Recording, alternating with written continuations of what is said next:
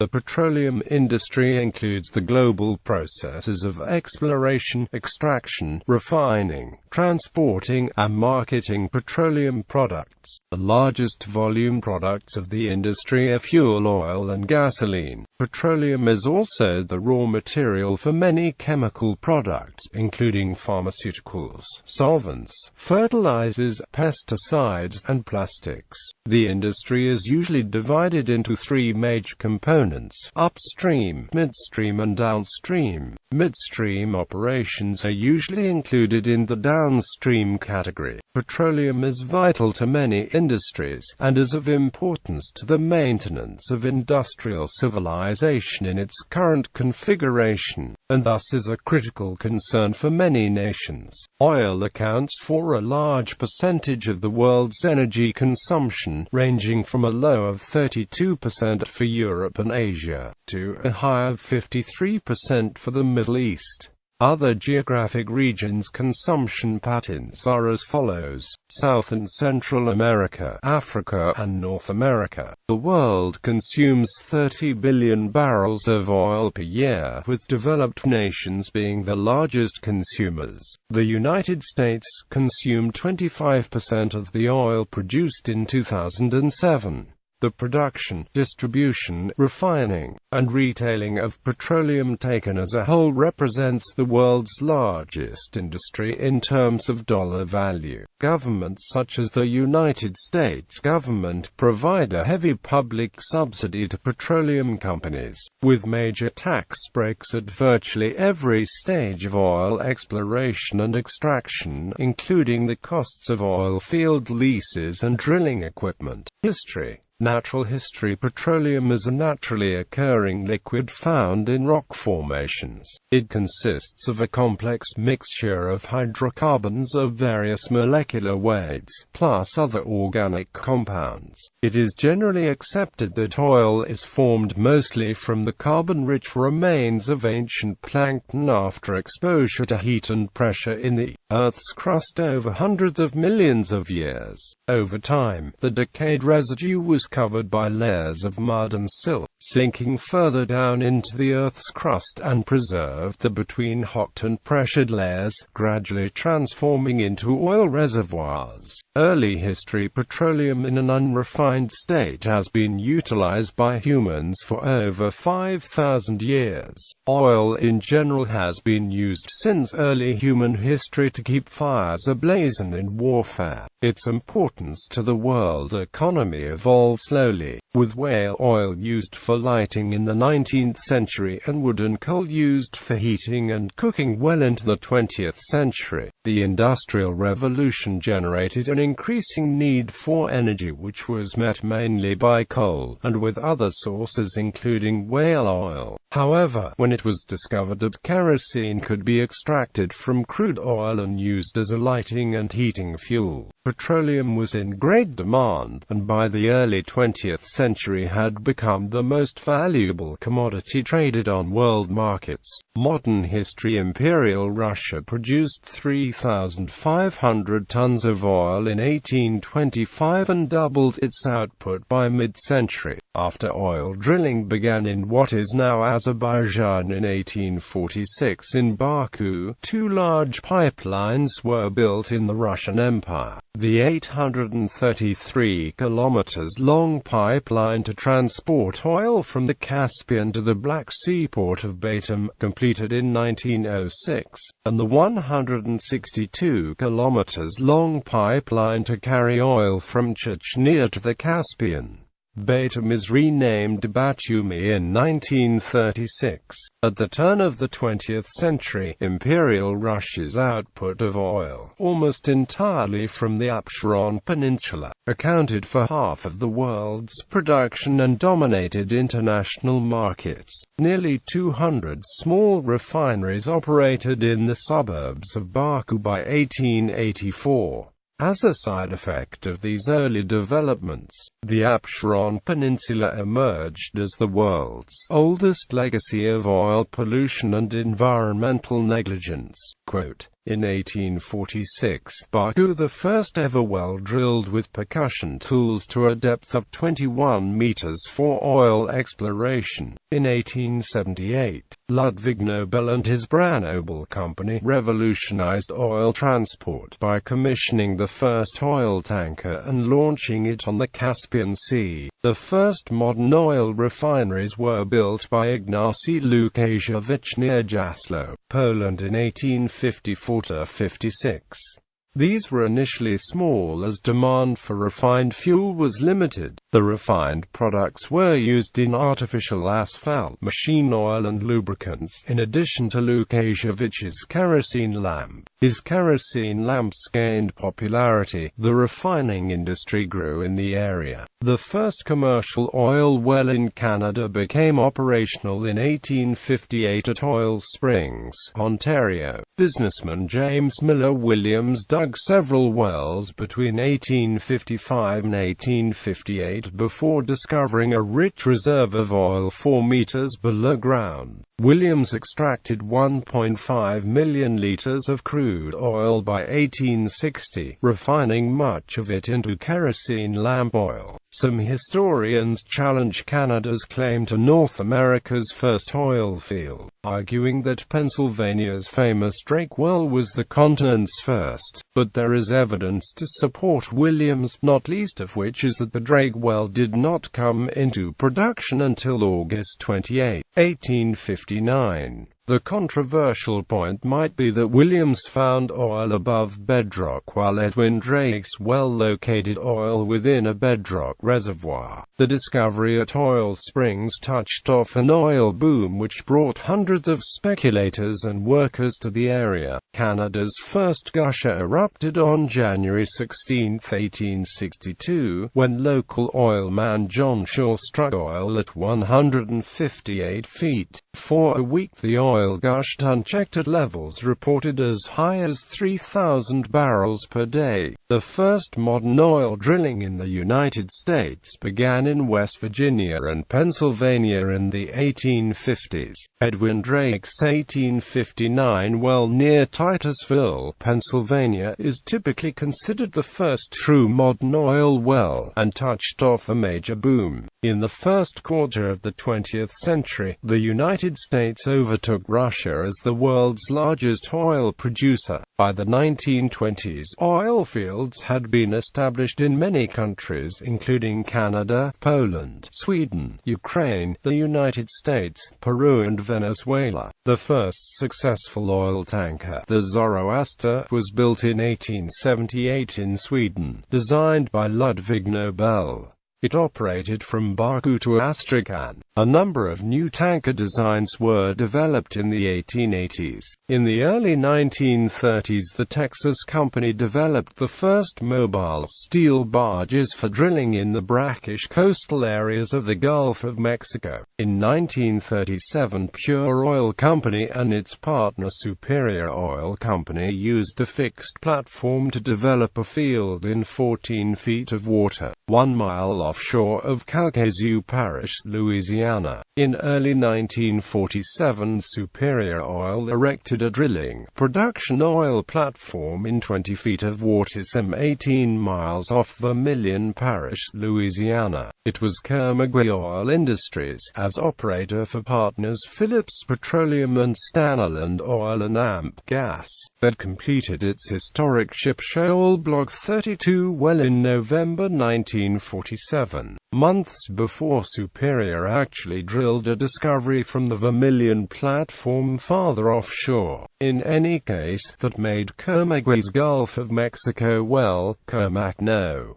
16, the first oil discovery drilled out of sight of land. 44 Gulf of Mexico exploratory wells discovered 11 oil and natural gas fields by the end of 1949.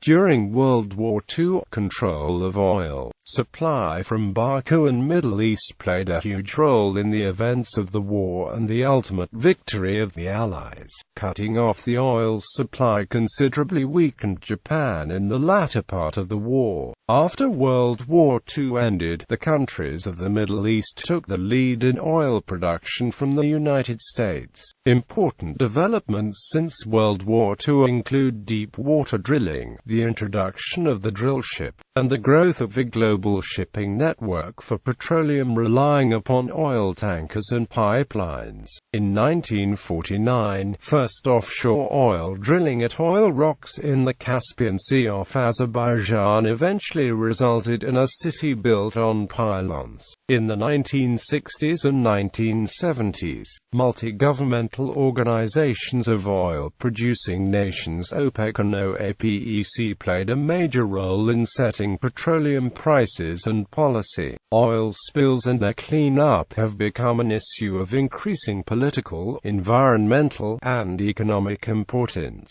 Industry structure. The American Petroleum Institute divides the petroleum industry into 5 sectors: upstream, downstream, pipeline, marine, service and supply. Upstream oil companies used to be classified by sales as supermajors, majors, and independents or jobbers. In recent years, however, national oil companies have come to control the rights over the largest oil reserves. By this measure, the top 10 companies all are NOC. The following table shows the 10 largest national oil companies ranked by reserves and by production in 2012.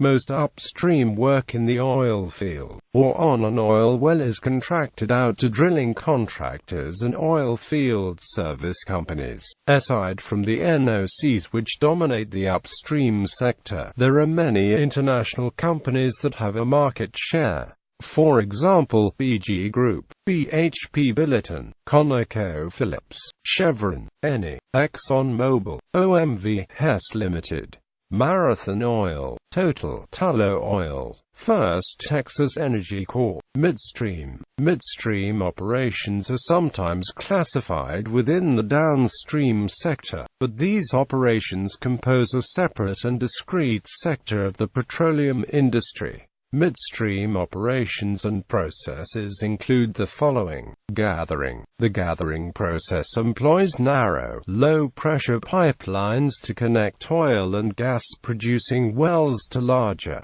long-haul pipelines or processing facilities. Processing, refining. Processing and refining operations turn crude oil and gas into marketable products. In the case of crude oil, these products include heating oil, gasoline for use in vehicles, jet fuel, and diesel oil. Oil refining processes include distillation, vacuum distillation, catalytic reforming, catalytic cracking, alkylation, isomerization and hydrotreating. Natural gas processing includes compression, glycol dehydration, amine treating, separating the product into pipeline-quality natural gas and a stream of mixed natural gas liquids, and fractionation, which separates the stream of mixed natural gas liquids into its components. The fractionation process yields ethane, propane, butane, isobutane, and natural gasoline. Transportation. Oil and gas transported to processing facilities, and from there to end users by pipeline, tanker, barge, truck, and rail. Pipelines are the most economical transportation method and are most suited to movement across longer distances, for example, across continents. Tankers and barges are also employed for long-distance, often international transport. Rail and truck can also be used for longer distances but are most cost-effective for shorter routes. Storage. Midstream service providers provide storage facilities at terminals throughout the oil and gas distribution systems.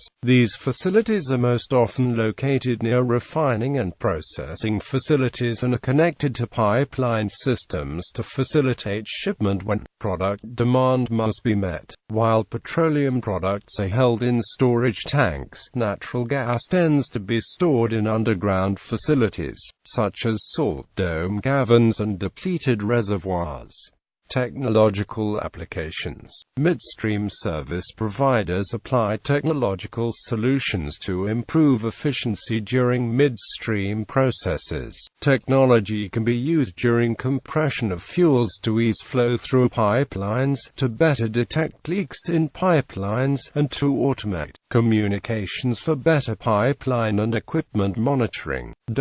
While some upstream companies carry out certain midstream operations, the midstream sector is dominated by a number of companies that specialize in these services.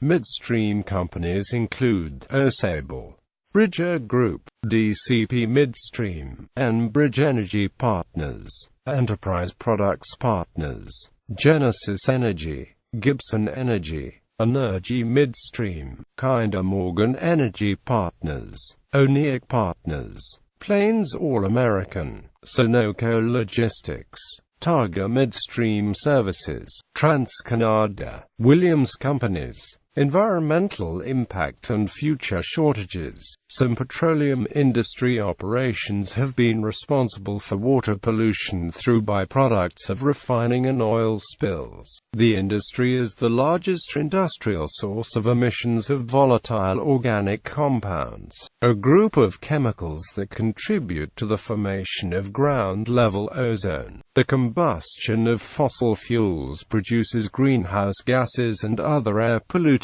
as byproducts. Pollutants include nitrogen oxides, sulfur dioxide, volatile organic compounds and heavy metals. As petroleum is a non-renewable natural resource, the industry is faced with an inevitable eventual depletion of the world's oil supply. The BP Statistical Review of World Energy 2007 listed the reserve-production ratio for proven resources worldwide. The study placed the ratio of proven reserves to production in the Middle East at 79.5 years, Latin America at 41.2 years and North America at 12 years. A simplistic interpretation of the ratio has led to many false predictions of imminent running out of oil since the early years of the oil industry in the 1800s. This has been especially true in the United States, where the ratio of proved reserves to production has been between 8 years and 17 years since 1920. Many have mistakenly interpreted the result as the number of years before the oil supply is exhausted.